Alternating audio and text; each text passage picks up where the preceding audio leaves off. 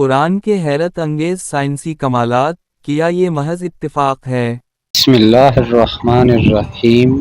السلام علیکم۔ میرا نام عثمان ہے۔ آج کی ویڈیو میں ہم ایک ایسا موضوع لے کر آئے ہیں جو نہ صرف ہمارے ایمان کو مضبوط کرتا ہے بلکہ ہمارے علم میں بھی اضافہ کرتا ہے۔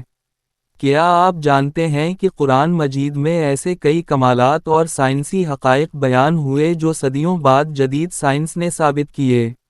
آئیے مل کر ان معجزوں کی بات کرتے ہیں۔ حصہ 1، پانی کا چکر، ایک قدرتی معجزہ۔ قرآن پاک میں سورۃ الزمر کی آیت 21 میں فرمایا، وہی ہے جس نے آسمانوں اور زمین کو پیدا کیا، پھر آسمان سے پانی نازل کیا، پھر اس کے ذریعے زمین کو مردہ کیا۔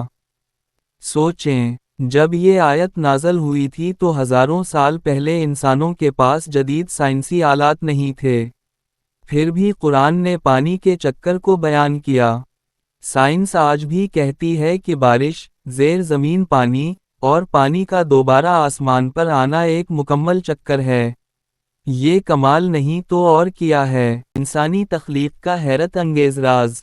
قرآن نے نہایت باریکی سے انسانی تخلیق کے مراحل بیان کیے ہیں۔ ہم نے انسان کو مٹی کے ذرات سے پیدا کیا، پھر انطفا بنایا، پھر جوہر بنایا، پھر گوشت کی گٹری۔ سورۃ المؤمنون 12 سے 14۔ آج کی سائنسی تحقیق بھی یہی مراحل بتاتی ہے کہ انسان کا جنین کیسے نشوونما پاتا ہے۔ یہ کیسے ممکن ہے کہ ایسی تفصیل ہزاروں سال پہلے ایک کتاب میں موجود ہو؟ حصہ 3، ستاروں کی مسلسل حرکت۔ قرآن کہتا ہے، اور وہی ہے جس نے رات اور دن کو ایک دوسرے کے پیچھے چلنے والا بنایا، اور سورج اور چاند کو بھی۔ سورۃ الانبیاء 33۔ سائنس ہمیں بتاتی ہے کہ زمین سورج کے گرد گردش کرتی ہے، اور دن رات اسی حرکت کی وجہ سے ہوتے ہیں۔ یہ حقیقت قرآن میں کب بیان ہوئی؟ ہزاروں سال پہلے۔